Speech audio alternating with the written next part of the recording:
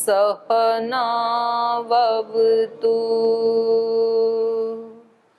सहनौ भुनक्तु सह वीर्यंकरवावहै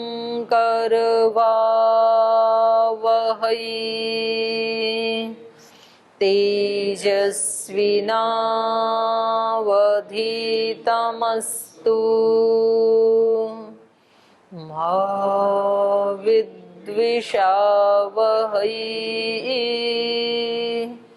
ओम शांति शांति शांति।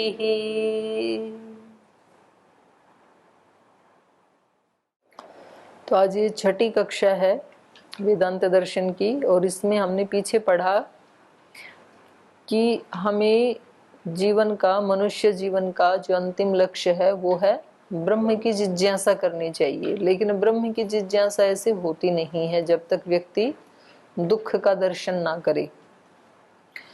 तो आगे प्रश्न उठाया था कि चलो ब्रह्म की जिज्ञासा करनी चाहिए, ये बात हम मान लेते हैं, लेकिन वो ब्रह्म है कैसा जिसकी हमें जिज्ञासा करनी चाहिए। तो दूसरे सूत्र में उसका उत्तर दिया कि जिससे जन्म आदि की सृष्टि की उत्पत्ति, स्थिति और संहार जो करता है, ऐसा है वो ब्रह्म, उसकी जिज्ञासा करनी चाहिए जो सारी सृष्टि का मालिक है। तो बोले हम कैसे माने कि उन्होंने ही ये सृष्टि बनाई? तो उत्तर दिया शास्त्र योनित्वात्, वेद उसका प्रमाण है। वेद में कहा है कि उसी ने सदाधार पृथ्वीम द्यामुते माम, उसी ने पृथ्वी को धारण किया हुआ है, ये भी वेद बता रहा है। और जगत जन्मादि हेतु ब्रह्म परमात्मा इति, ये भी वेद में ही कहा है, द्यावा भूमि जनयन देव एक। तो ये कह रहे हैं, उसी की पुष्टि कर रहे हैं कि केवल प्रत्यक्ष हमें वेद में दिखाई देता है, शब्द प्रमाण से, प्रत्यक्ष प्रमाण से जो ये पता लगा कि सृष्टि की रचना भगवान ने की है, इतने मात्र से ही ये नहीं मान लेना चाहिए, बल्कि इसके साथ तत्तु समन्वयात, ऐसा ही हमें सृष्टि में भी दिख रहा है। वेद का समन्वय सृष्टि में भी हो रहा है। तत्तु समन्वयात ऐसा ही देखा जाता है, जैसे लोक में कोई कार्य वस्तु है तो उसका बनाने वाला कोई ना कोई करता है। जैसे इन्होंने उदाहरण दिया कि कोई घड़ा यदि है तो उसका बनाने वाला फिर कुंभकार है। लोके किमपि यत् कार्यं वस्तु दृश्यते तस्य कर्ता भाव्यमेव यथा घटस्य कार्य वस्तु न कुंभकार कर्ता निमित्त कारणम। तो ऐसे ही कह रहे हैं कि ये पूरे जगत को जो जिसने बनाया उसका भी हमें अनुमान प्रमाण से क्या पता लग रहा है। जैसे प्रत्यक्ष प्रमाण से घड़े आदि का बनाने वाला कुंभकार आदि होते हैं, वैसे ही इस जगत का भी बनाने वाला कोई तो होना ही चाहिए, क्योंकि बिना बनाए तो होता नहीं है। किसी भी चीज को कार्य रूप में कोई वस्तु आई है तो उसमें कम से कम तीन चीजें तो जरूर होनी चाहिए। एक तो बनाने वाला, निमित्त कारण, एक रॉ मटेरियल जिससे उसने बनाई, और एक वो वस्तु। तीन चीजें तो होनी चाहिए ना उसके पीछे। तो ये बताया इन्होंने तत्तु समन्वयात। अब ये आगे कह रहे हैं शास्त्र योनित्वात् तत्तु समन्वयात् इति सूत्रयोः आगम अनुमानाभ्याम, आगम प्रमाण से और अनुमान प्रमाण से जगतः जन्मादि कृत्यस्य प्रवर्तयित्री कारणम ब्रह्म परमात्मा इति तु गतम। गतम मतलब ज्ञातम। अंतिम पंक्तियां पढ़ रही हूं मैं। बोले ये जो दो सूत्र हैं, शास्त्र योनित्वात् तत्तु समन्वयात, इन दो सूत्रों से, इन दो सूत्रों के माध्यम से, और इन दो सूत्रों में क्या है, आगम प्रमाण और अनुमान प्रमाण, इनसे ये तो पता लग गया कि इस जगत का जो जन्मादि कृत्य हैं, जन्मादि माने इसकी उत्पत्ति, स्थिति और संहार, ये जो कार्य है इसका प्रवर्तयित्री कारणम, इसका प्रवर्तक, इसका बनाने वाला कोई कारण तो है, और वो कारण क्या है, ब्रह्म परमात्मा इति। तो वो ब्रह्म है, परमात्मा है, इति तु गतम, ये तो हमने जान लिया। किंतु तत्कारणम कथम जातीयम, लेकिन ये कैसा कारण है? परमात्मा उपादान कारण है या निमित्त कारण है? ये नहीं आया इन दो सूत्रों में। दो सूत्रों में क्या आया? वो परमात्मा ही, वो ब्रह्म ही इस सृष्टि के जन्म आदि की उत्पत्ति का कारण है। इतना ही तो कहा दो सूत्रों में। कौन सा कारण है? कथन जातीयम स्यात् निमित्त कारणम आहोस्वित उपादान कारणम। वो इस सृष्टि का निमित्त कारण है या उपादान कारण है, ये यहाँ पर नहीं बताया। तो उसका उत्तर दे रहे हैं, ईक्षतेर न शब्दम। कह रहे यहाँ पर जब सृष्टि को परमात्मा ने बनाया तो ईक्षते, उन्होंने ईक्षण किया। तो उन्होंने यदि ईक्षण किया तो ईक्षण क्रिया जो है वो न अशब्दम। यहाँ पर ये न अशब्दम है। अशब्दम मतलब न अशब्दम, केवल है न अशब्दम। ये केवल ऐसे ही नहीं कह रहे हैं, इसके पीछे आगम प्रमाण है। उसने ईक्षण किया। तो ईक्षण कौन कर सकता है? कोई चेतन ही कर सकता है। बोले आप वो परमात्मा निमित्त कारण है कि उपादान कारण है, ये नहीं बताया। तो बोले जब उसने ईक्षण किया तो इससे पता लग रहा है कि वो परमात्मा क्या है? चेतन है। और चेतन कभी भी किसी का उपादान कारण नहीं हो सकता है। उपादान कारण हमेशा क्या होता है? जड़ ही होता है। घड़े का उपादान कारण क्या है? मिट्टी। कपड़े का तंतु। कोई भी संसार में आप ऐसी वस्तु आप नहीं दिखा सकते हैं कि जिसका उपादान कारण चेतन हो। और ऐसी कोई वस्तु आपके दिमाग में आई तो बता देना, सूत्र को फिर प्रक्षिप्त मान लेंगे, गलत सिद्ध हो जाएगा सूत्र। कोई ऐसी वस्तु आपको नहीं मिलेगी संसार में जिसका उपादान कारण कोई चेतन हो। तो ये कह रहे हैं ईक्षते, ईक्षण किया उसने, इसलिए न अशब्दम। ये आगम प्रमाण से विरुद्ध बात नहीं है कि वो परमात्मा इसका उपादान कारण नहीं है, बल्कि निमित्त कारण है। चलिए पढ़ते हैं। ईक्षते है, ईक्षते का मतलब है ईक्षण क्रियायाः प्रवर्तकत्वात्। वो जो ईश्वर है वो ईक्षण क्रिया का प्रवर्तक है। उपनिषदों में आता है ना, एको हम बहुश्याम, मैं अकेला हूं, ऐसा भगवान ने ईक्षण किया सृष्टि के आदि में, जब सृष्टि नहीं थी। तो क्यों ना मैं अपने रूप को विविध प्रकार का बना लूं। मनुष्य भी ऐसे ईक्षण करता है। कहीं अकेला होता है ना तो अकेला नहीं रहना चाहता है, बिल्कुल अकेला हो। तो इसीलिए अकेलेपन को मिटाने के लिए लोग विवाह शादी करते हैं। और जो विवाह शादी नहीं करते हैं तो वो फिर अकेला कहीं तपस्या कर रहा हो तो उसके मन में आता है क्यों ना मैं 2-4 अपने शिष्यों के साथ एक आश्रम बनाऊं। फिर आश्रम भी अच्छा चल गया तो क्यों ना हम एक स्कूल भी खोल लें, क्यों ना हम एक हॉस्पिटल भी खोल लें। तो ये चेतन का स्वभाव है कि वो विराट होना चाहता है। और जो स्वयं विराट है वो अपने विराट रूप को अभिव्यक्त करना चाहता है। तो ईश्वर ने ईक्षण किया। ईक्षण क्रियायाः प्रवर्तकत्वात्, ब्रह्म ईक्षण क्रिया का प्रवर्तक होने से, कर्तृत्वात्, वो इसका कर्ता तो है ब्रह्म, कर्तृत्वात् ब्रह्म परमात्मा जगतः निमित्त कारणम अस्ति। इसका कारण तो है लेकिन कैसा कारण है? निमित्त कारणम अस्ति, न तो उपादानम, उपादान कारण नहीं है। यतो ही ईक्षण क्रियाया चेतने संभवात्, क्योंकि ईक्षण क्रिया किसमें संभव है? चेतन में ही संभव है। इच्छा कौन कर सकता है? जड़ वस्तु तो इच्छा नहीं कर सकती है। ईक्षण मतलब इच्छा करना, तो चेतन ही इच्छा कर सकता है।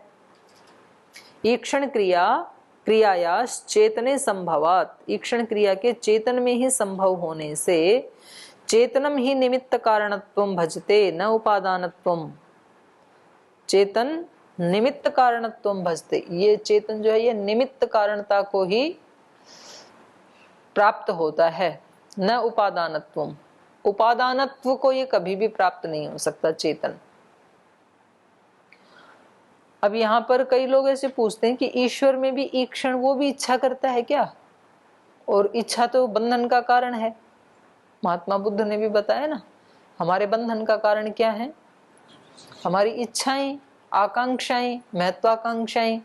तो यहाँ तो ईश्वर ने भी ईक्षण किया, तो ईश्वर को भी बंधन में आना चाहिए।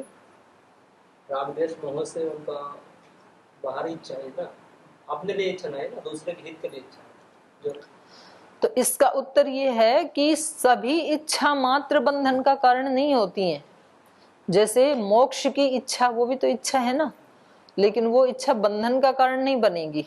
इसलिए महर्षि पतंजलि ने जब ये कहा योगश्चित्त वृत्ति निरोधः, तब ये नहीं कहा योग सर्व चित्त वृत्ति निरोध है, ऐसे नहीं कहा।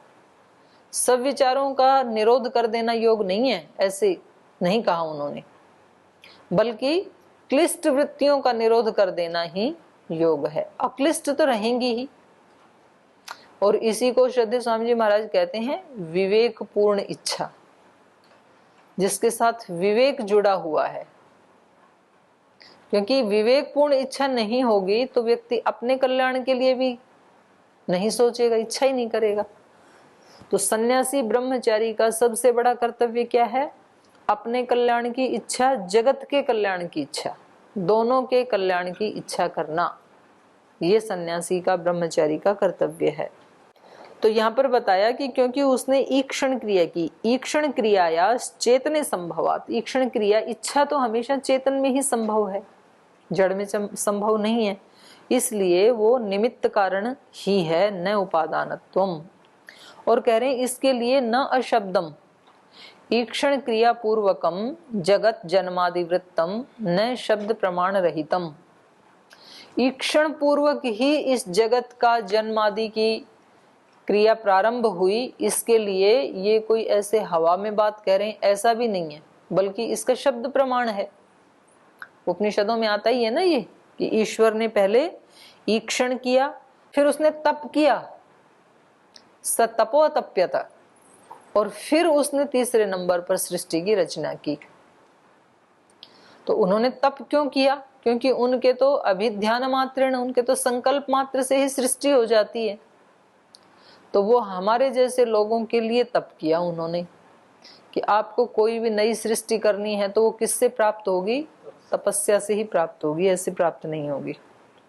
और तपस्या भी कैसी होगी? प्रचंड पुरुषार्थ करना होता है। व्यक्ति तप भी कर लेता है, लेकिन तप कैसे करता है? अपने जितना अनुकूल है उतना ही, बस कितने घंटे पढ़ना है, जितना मेरे को अच्छा लगे, शास्त्र आत्मसात हो जाए उसकी जरूर। कितना व्यायाम करना है? जितना मेरे को अच्छा लगे, जो जो आसन मेरे को अच्छा लगे वो करने हैं बस। कितने सूत्र याद करने हैं? जितने में अपने को नींद ना आए याद करते करते। वो नींद 4 में आ जाए तो 4 के बाद सो जाओ, 10 के बाद आए तो 10 के बाद सो जाओ। तो उससे कुछ भी नहीं मिलने वाला है। हर उपलब्धि का एक अपना ही कीमत है, उतनी ही चुकानी पड़ती है।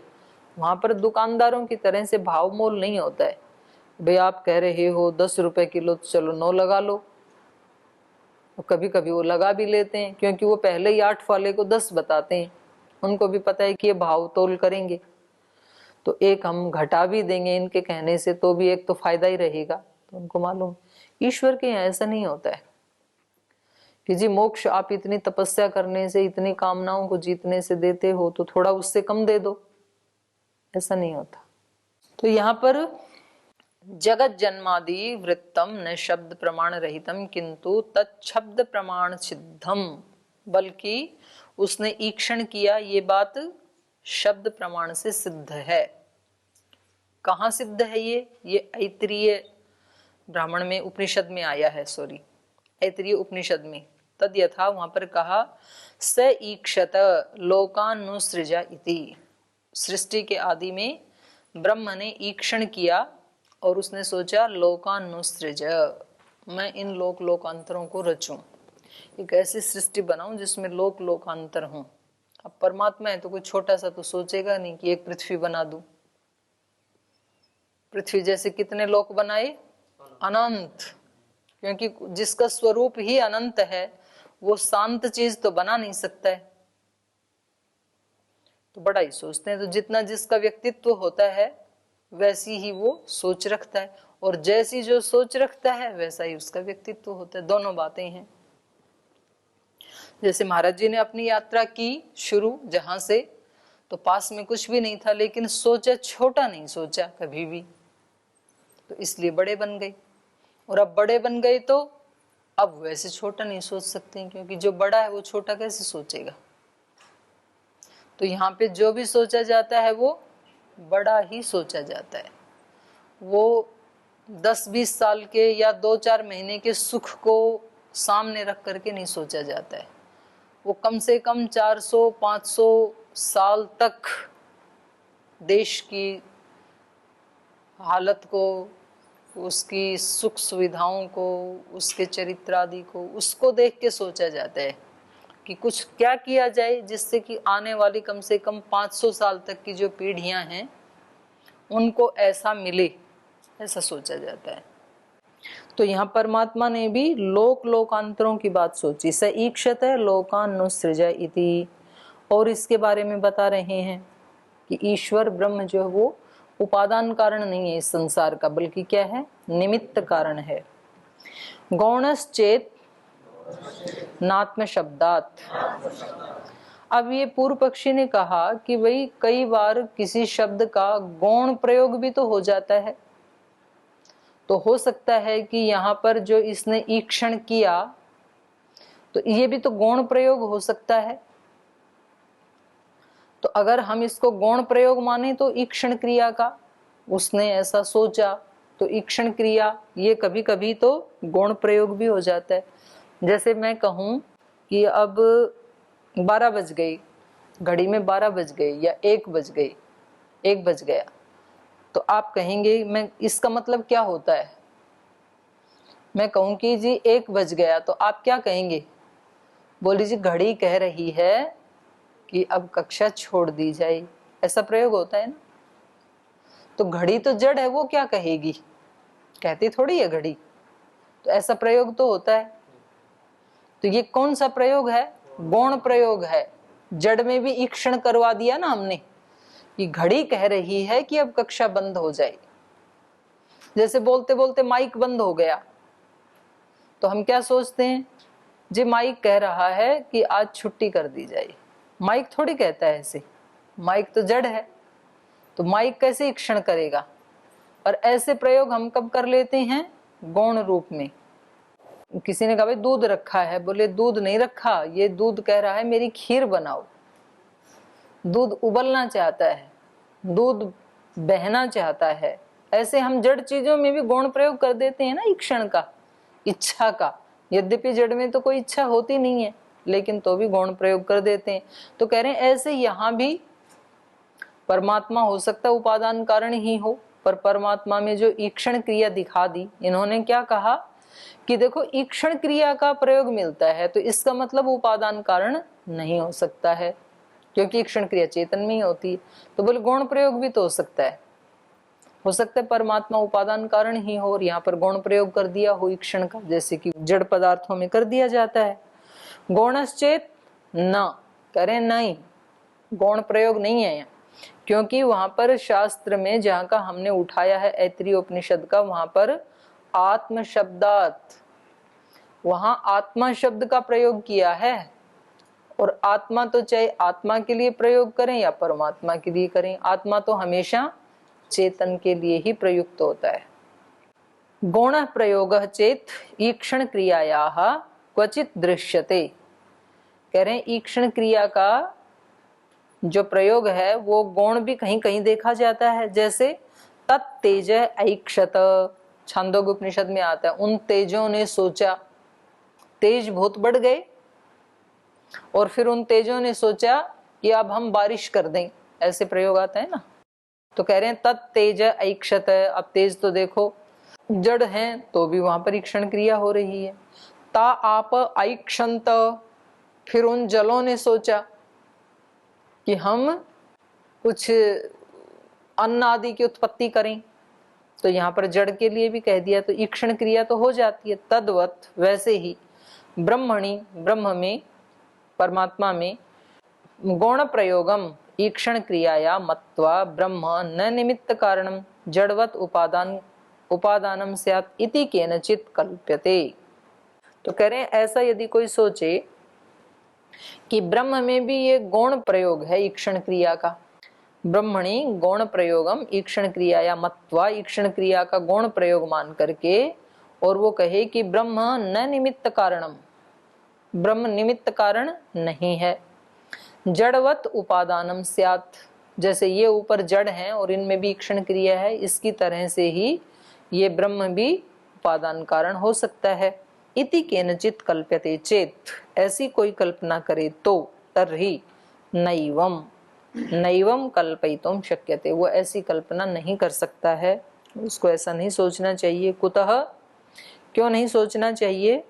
आत्म शब्दात् तत्र लोक सृजन प्रकरणे स्पष्टम ही पठ्यत एव आत्म शब्द, कह रहे क्योंकि वहां पर जहाँ का हमने ये उद्धरण उद्धृत किया है, वहां पर तत्र लोक सर्जन प्रकरणे, सृष्टि का सर्जन करने वाले उस प्रकरण में स्पष्टम ही पठ्यत एव आत्म शब्द, स्पष्ट रूप से आत्मा शब्द ही पढ़ा है। वहां पर पढ़ा है आत्मा व इदम अग्र आसीत, इस सृष्टि से, अग्र का मतलब अग्रे, इस सृष्टि के आदि में आत्मा एवं आसीत, केवल वो ब्रह्म ही था, परमात्मा ही था। आत्मा का मतलब है वहां पर परमात्मा, ब्रह्म, न अन्यत किंचन, अन्यत कुछ भी नहीं था, केवल परमात्मा ही था। और उस परमात्मा ने स मिशत स ईक्षत लोकानुसृजा इति, उसने ये इच्छा की, उसने ये ईक्षण किया कि क्यों ना मैं इन लोकांतरों को रच दूं। इति, ऐसा सोच करके स इमान लोकान असृजत, उसने इन सारे लोकांतरों को रच दिया, सामर्थ्य थी ही उसके अंदर। आत्मा ही चेतनो भवति, तो आत्मा तो निश्चित रूप से चेतन ही होता है।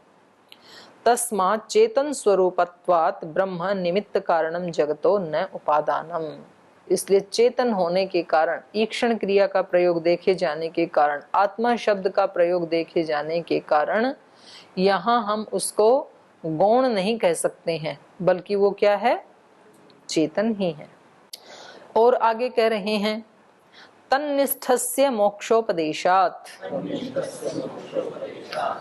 तो कह रहे हैं तन्निष्ठस्य मोक्षोपदेशात्, तन्निष्ठस्य मतलब उसमें निष्ठा है जिसकी, तत् मतलब पिछले सूत्र में जिसका वर्णन हो रहा था, पिछले सूत्र में किसका वर्णन हो रहा था? ब्रह्म का।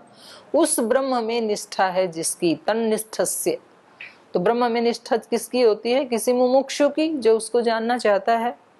तो कह रहे हैं तन्निष्ठस्य मोक्षोपदेशात्, उस मुमुक्षु के लिए मोक्ष का उपदेश होने से। वो ब्रह्म क्या है? चेतन है, उपादान कारण नहीं है। क्योंकि कोई मुमुक्षु मोक्ष प्राप्त करना चाहता है, ब्रह्म को प्राप्त करना चाहता है, तो वो कैसे ब्रह्म को प्राप्त करना चाहता है? चेतन को ही प्राप्त करना चाहता है, वो जड़ को थोड़ी करना चाहता है। तो इससे भी पता क्या लगा कि परमात्मा क्या है? चेतन है, चेतन है वो। और चेतन कभी भी उपादान कारण नहीं होता है, निमित्त कारण ही होता है। तस्मिन् ब्रह्मात्मनि निष्ठा यस्य सोयम तन्निष्ठो ब्रह्मनिष्ठः मुमुक्षुः तस्य ब्रह्मात्मनिष्ठस्य ब्रह्मात्मवेत्तु मोक्षोपदेशात् मोक्षस्य उपदेशो अस्ति। तन्निष्ठस्य कहा तस्मिन् निष्ठा, तस्मिन् कस्मिन्? ब्रह्मात्मनि, उस ब्रह्म में निष्ठा है जिसकी, सोयम तन्निष्ठ, वह यह ब्रह्मनिष्ठ कहा जाता है। ब्रह्मनिष्ठः मुमुक्षु तस्य ब्रह्मात्मनिष्ठस्य, ऐसे उस मुमुक्षु का या ब्रह्म में निष्ठ उस व्यक्ति का, ब्रह्मात्मवेत्तुः, उस ब्रह्मवेत्ता का, मोक्षोपदेशात्, उसके लिए मोक्षस्य उपदेशो अस्ति, उसके लिए मोक्ष का उपदेश होने से। तो आगे फिर ये अथर्ववेद का मंत्र दिया है इन्होंने, लेकिन समय हो गया है तो इसकी चर्चा फिर अगली कक्षा में करेंगे हम 7 नंबर सूत्र की।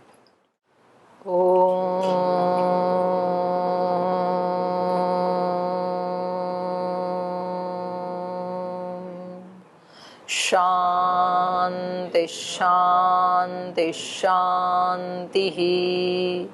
श्री गुरुभ्यो नमः।